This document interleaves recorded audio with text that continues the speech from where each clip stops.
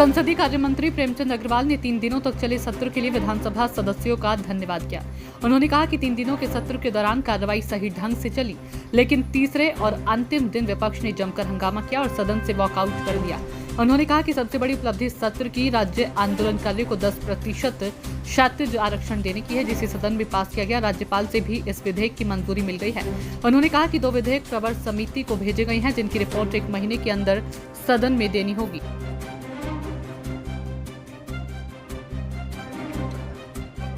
Sir, 3 दिनों तक सत्र चला और कई सारे विधेयक इसमें पारित हुए।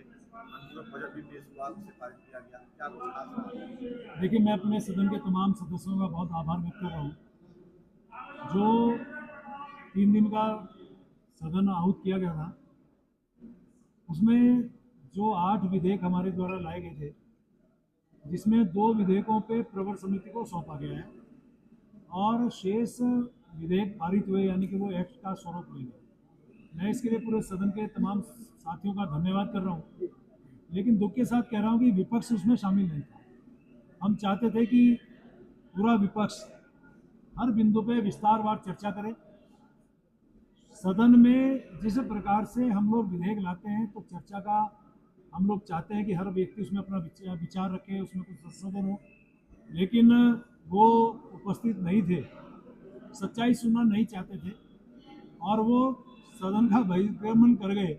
लेकिन फिर भी मैं उनका भी धन्यवाद कर रहा हूँ, क्योंकि हमारे सदन का बहुत सम्मानित हिस्सा है और कार्रवाई अनिश्चित काल के लिए स्थगित हुई है। लेकिन इस सदन ने 2 विषय मुख्य रूप से हमने जो पारित किया, वो मैं आपके संज्ञान में ला रहा हूँ कि जिस प्रकार से माननीय मुख्यमंत्री जी के मार्गदर्शन में हमारे आंदोलनकारियों को 10% क्षैतिज आरक्षण देने का काम जो किया, उसका सदन ने एक मत से उनका धन्यवाद किया है, सरकार का धन्यवाद किया है।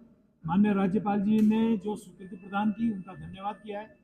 और आपदा के विषय में जिस प्रकार से केंद्र ने एक हमारे ऊपर बहुत बड़ा, यदि मैं कहूँ कि एक आशीर्वाद दिया है, हमें एक बहुत बड़ा उसमें हमें सहयोग प्रदान किया है, वरदान जैसा दिया है।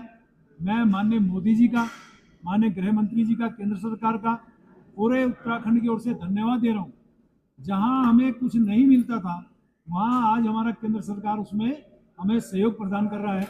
कुछ स्कूलों में उनके क्षतिग्रस्त होने पे कुछ पैसा नहीं देते थे, लेकिन उसमें भी संशोधन करके 14/8/2024 में अनेकों मानकों पे, अनेकों पैरामीटर्स पे उसमें उन्होंने बहुत बड़ी राशि देने का काम किया है।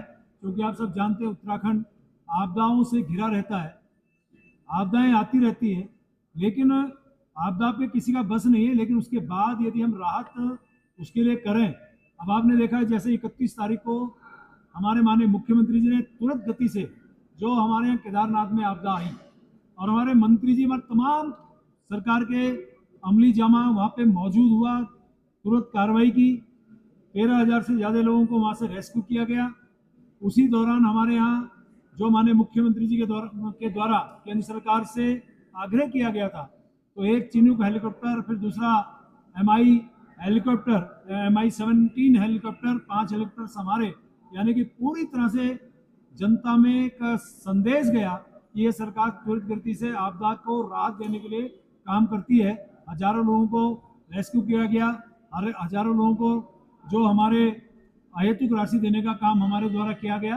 पूरा ब्यौरा मैंने सदन में रखा है और मैं निश्चित रूप से आज ये कह सकता हूँ कि केंद्र सरकार जो हमें हमेशा हमारी मदद करती है, उनका पूरे सदन की ओर से हम उनका अभिनंदन और उनका आभार व्यक्त करते हैं।